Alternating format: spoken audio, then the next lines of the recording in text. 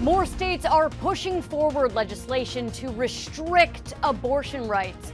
I'm Laura Podesta. Coming up, how activists and presidential candidates are responding. I'm Emma Hamilton reporting in Bozeman with more on Rob Watson's decision to leave the Bozeman School District and what comes next for leadership.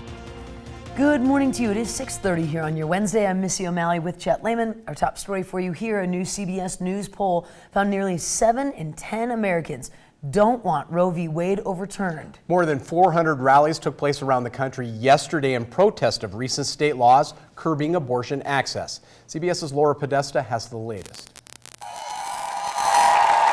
From Oregon to Tennessee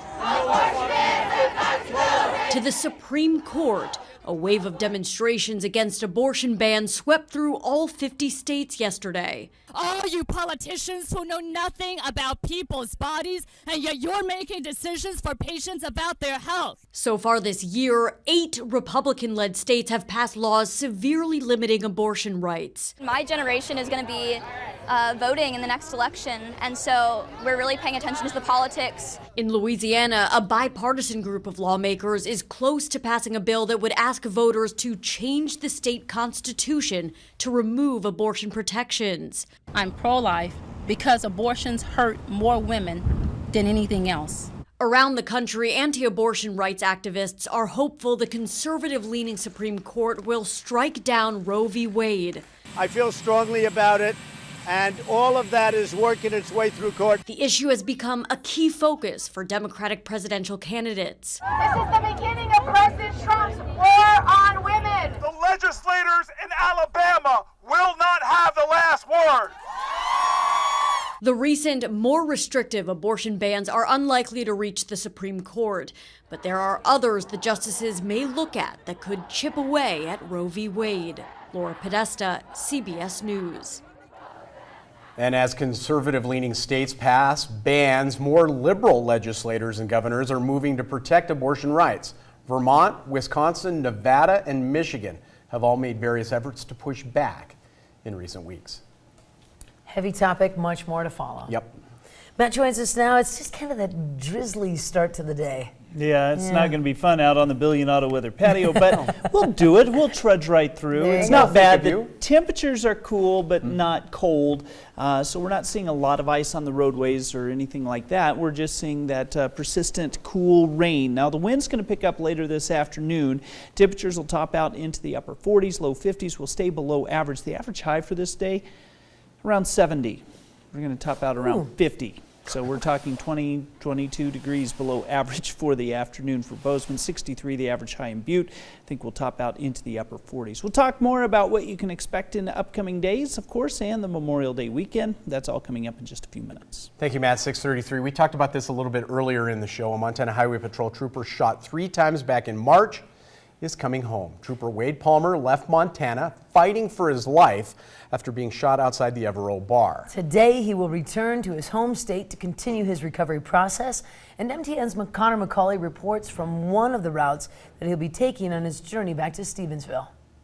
On March 15th, Trooper Wade Palmer was searching for an armed and dangerous suspect, Jonathan Birch, who was attempting to flee law enforcement after shooting 3 people that he encountered near a bar off Expressway in Missoula. He later ambushed Palmer while the trooper was searching for the suspect in his patrol car outside of the Evero bar along Highway 93. Palmer was shot a total of 3 times around his head and neck, leaving him in extremely critical condition. He was rushed to St. Pat's and then flown to Salt Lake City, where he received immediate emergency medical attention that saved his life. In a show of respect and solidarity, Utah law enforcement stood guard outside his hospital room and accommodated all the friends and family who traveled to Utah in support of Palmer. Here at home, reaction to the violence spurred the state into action. People wore green in honor of Trooper Palmer, and fundraiser after fundraiser raised thousands of dollars. Earlier this month, Palmer's wife, Lindsay, reached out to thank the community.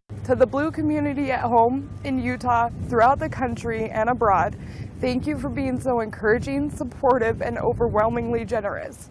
I have always been and will always be proud to be an LEO wife. Please continue to keep us in your thoughts and prayers. Now everyone eagerly awaits a return that some weren't sure would even happen. Palmer's return is great for his family and for himself, but it's also great for his MHP family that will now be able to watch his recovery a little closer. Even though there's 240 of us scattered across the state, everybody has been following this very closely. We're still a small agency that's very, very interested in the health and well-being of all of our members, and this will be beneficial for everybody in this process. This is clearly a traumatic event for Palmer, but this has affected lots of other people in the agency, and having him home is going to benefit lots of folks in this process. In Missoula, Connor McCauley, MTN News. Montana Highway Patrol encourages everyone to wear green to support Trooper Palmer along both the Missoula and Stevensville's routes. We're going to shift gears now at 6:36. Superintendent for the Bozeman School District finally talking about his decision to leave Bozeman and move to Missoula. Rob Watson accepted an offer to become head of public education for the city. MTN's Emma Hamilton talked with Watson about his decision. It was a hard decision. I honestly approached the decision in a couple of different ways, sort of what was best for my family, and transitions are always hard, so we discussed that quite a bit, and also looking at what was best for me professionally and personally. I'm the type of individual that really enjoys continually trying to push myself and challenge myself. The Montana native has been the head and the heart of Bozeman Public Schools since 2012. Watson's major accomplishments during his superintendent career have been planning for the second high school and passing the bond, along with educational initiatives such as the Reading One. Bozeman has been a special place for Watson. What I'll miss the most are the people that I work with and the people that I've met in the community, because that's definitely been a highlight. I think Bozeman is very lucky. We've got a lot of high quality professionals that work in the school district, and it's been an honor for me to work with those people. While his new job in Missoula will give him the challenge he's looking for, Watson hopes to also alleviate some challenges that the district may already be facing. What I'm most looking forward to is getting to know the people of Missoula and talking to various folks about successes and challenges, and how I can help with some of the challenges that they might have. Transition isn't always easy, but Watson says he's assured that the Bozeman School District is in a good spot. Change can be really healthy, not only for the individual, but for the organization. And so I honestly think, even though it may not be the best time to leave, I think a change in this position can be very healthy for the organization. So I'm encouraged by that too. Reporting in Bozeman, Emma Hamilton, MTN News.